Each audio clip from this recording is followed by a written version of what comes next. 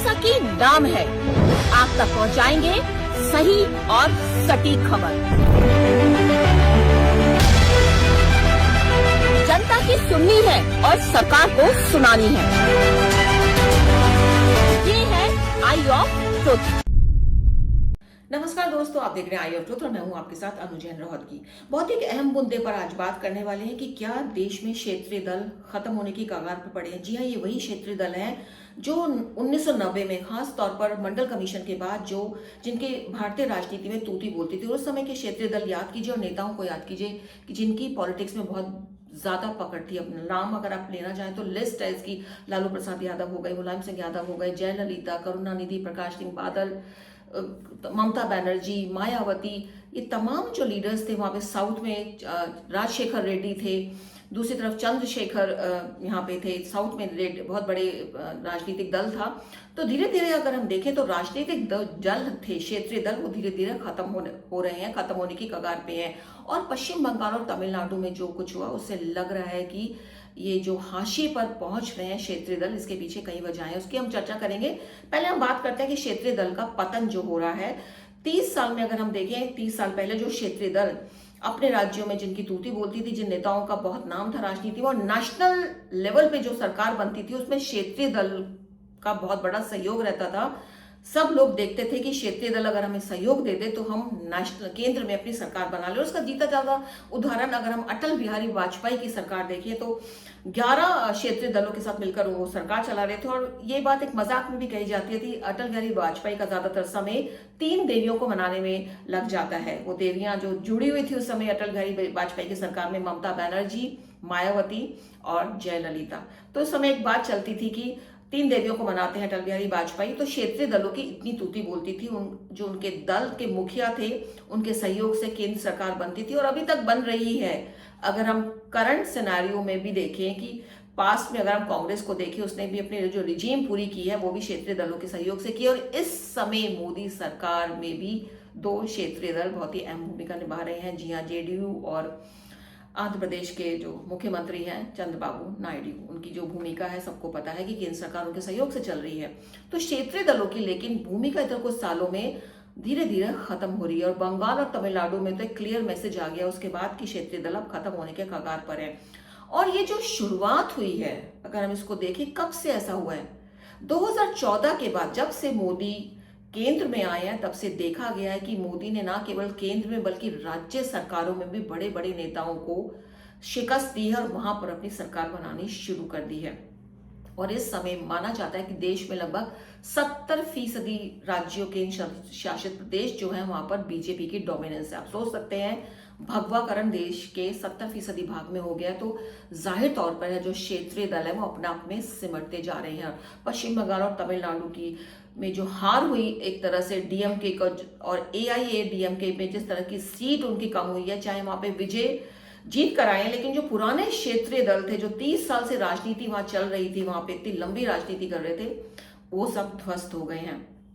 और अगर हम अब इस कड़ी में बात करें कि बीजेपी ने कैसे टेक ओवर किया, कुछ हमने यहाँ पे इकट्ठे किए कि कहाँ कहाँ बीजेपी ने टेक ओवर किया है, उसकी हमने यहाँ पे एक छोटी सी एक लिस्ट तैयार की। और बिहार से ही शुरुआत करते हैं क्योंकि बिहार में भी अभी हाल ही में चुनाव हुए हैं कि वहां पे जेडीयू को किस तरह से बीजेपी ने सफाई से रिप्लेस कर दिया और अपना मुख्यमंत्री बीजेपी का बन गया। सालों साल में नीतीश कुमार का राज था, नीतीश गए तो जेडीयू में इतना वो कहते हैं ताकत नहीं रही है और इतना कुछ उसमें दमखम नहीं रहा है, क्योंकि बीजेपी ने वहां पे किसी ना किसी तरह से रिप्लेस कर दिया। उसके बाद हरियाणा की बात करें, हुड्डा और चौटाला का वहां पे बोलबाला तूती बोलती थी, लेकिन वहां पे भी बीजेपी घुस गई है पूरी तरह से और डोमिनेंस जो है बीजेपी की हो गई। इसी तरह से अगर हम दिल्ली की बात करें, केजरीवाल को हरा दिया बीजेपी ने, क्षेत्रीय दल बहुत बड़ा जो उभर कर आया था। यूपी की बात करें तो योगी ने मायावती को तो पहले ही खत्म कर दिया और जो छोटे छोटे क्षेत्रीय दल थे वो योगी के साथ ही टिके हुए हैं, उनका कोई वजूद नहीं। थोड़ा बहुत अखिलेश यादव वहां पे चल रहे हैं, लेकिन उनका भी किला धीरे धीरे ध्वस्त होता नजर आ रहा है। तो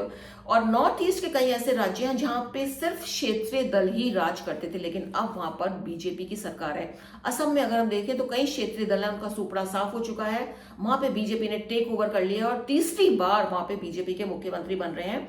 बहुत बड़ी बात है ये। इसके बाद हम साउथ की अगर बात करें तो आंध्र प्रदेश में चंद्रबाबू नायडू ठीक है मुख्यमंत्री है, लेकिन उससे पहले जो राजशेखर रेड्डी थे, उसके बाद जगन रेड्डी ने वहां पे सरकारें चलाई, क्षेत्रीय दल बहुत स्ट्रांग था, लेकिन बीजेपी ने वहां के क्षेत्रीय दल की मदद से, चंद्रबाबू नायडू की पार्टी की मदद से उसको भी रिप्लेस कर दिया। इसके बाद अगर हम तेलंगाना चलें तो वहां पे चंद्रशेखर राव की जो सरकार थी, सारे उनके लोग लगे हुए थे सरकार में, लेकिन वहां पे उनको कांग्रेस ने करा, चाहे बीजेपी ने नहीं किया हो, क्योंकि कांग्रेस भी नेशनल पार्टी है, तो क्षेत्रीय दल वहां भी समाप्त हुआ, चाहे वो कांग्रेस के कारण हुआ।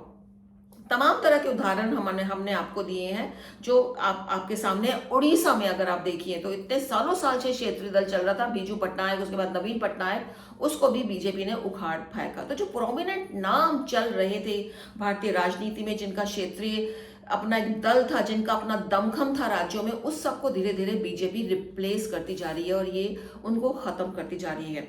अब ये बात अलग है कि इसके पीछे मोदी गवर्नमेंट की, मोदी सरकार की अपना एक विजन है, अपनी एक पॉलिसी है, अपनी एक विकास की उनकी नीति है, लोग उनसे खुश हैं।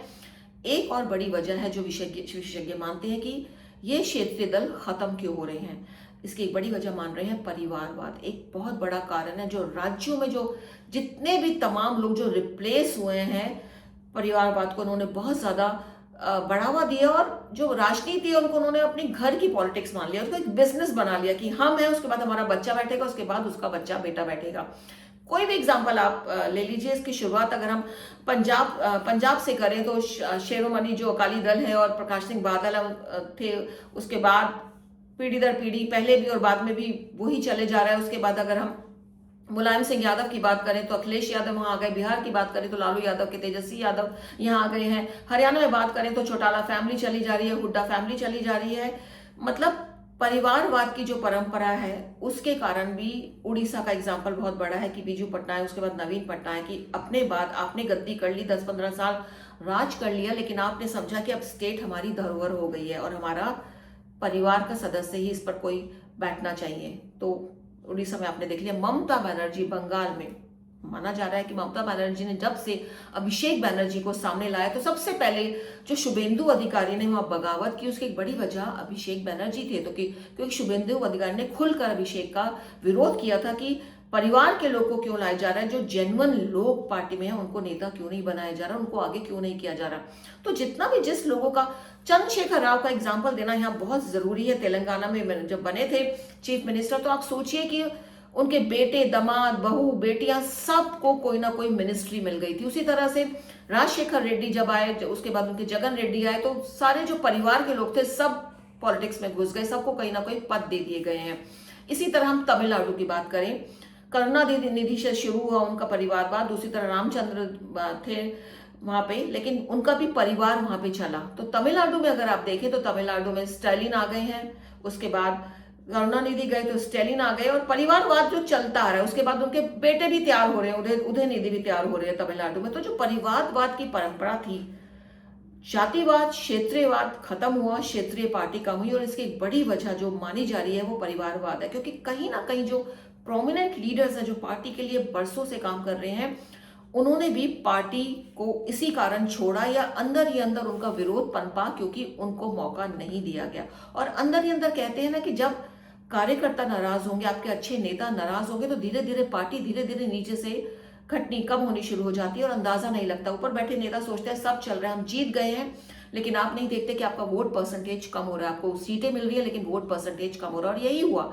इन सब जगहों पे लोग धीरे धीरे धीरे धीरे नीचे नीचे आते गए, सीटें कम होती गई, लेकिन फिर भी इन्होंने कोई लेसन नहीं लिया। और आज हाल ये है कि क्षेत्रीय दल 3 जगह सरकारें हैं जो हम लिख के लाए हैं। जब पंजाब में आपके ये क्षेत्रीय दल केजरीवाल का है, झारखंड में क्षेत्रीय दल, और तमिलनाडु में भी अब क्षेत्रीय दल विजय आया है। कितना लंबा चलते हैं और किस तरह की पॉलिटिक्स वो लेकर आते हैं उस पर डिपेंड करता है। तो आप सोचिए कि इस समय 3 जगह सिर्फ क्षेत्रीय दल अपनी सरकार चला रहे हैं। कर्नाटक में भी कांग्रेस की सरकार है, वहां हिमाचल में भी कांग्रेस की सरकार बनी हुई है, और अगर हम केरल की भी बात करें तो वहां भी कांग्रेस चाहे कम सीट के साथ आई है लेकिन एक सपोर्ट दिया है, वहां पे भी क्षेत्रीय दल है लेकिन सपोर्ट दिया है कांग्रेस ने। तो 3 जगह इस समय प्रोमिनेंट है जो क्षेत्रीय दल, जहां पे डोमिनेंस है, जहां पे उनकी सरकारें बनी हुई है। 3 राज्य हैं जिसमें पंजाब, झारखंड और तमिलनाडु है, फुल फ्लैश जो एकदम खम के साथ आया है। तो जो खत्म हुआ है यहाँ पे राज्य सरकारों में, जो क्षेत्रीय दल है उनका डोमिनेंस खत्म हुआ है, उसके पीछे एक बहुत बड़ी वजह उनकी अपनी है। इस बात को समझा नहीं, और अभी भी ऐसी कोई ज़्यादा देर नहीं हुई है। थोड़ी ये पार्टियां अभी भी प्रोमिनेंट है अपनी राज्यों में। अगर ये समझती हैं कि हमको अच्छे लोगों को सामने लाना है, अच्छे नेताओं को पार्टी में सामने लाना है, परिवारवाद को ख़त्म करना है, तो एक बार फिर वो अपनी जो जड़ें इधर से उधर हो गई हैं उनको दोबारा स्थापित कर सकते हैं। लेकिन सोच की बात है, समझने की बात है, अंदर तक की गहराई से ये सोचने की बात है।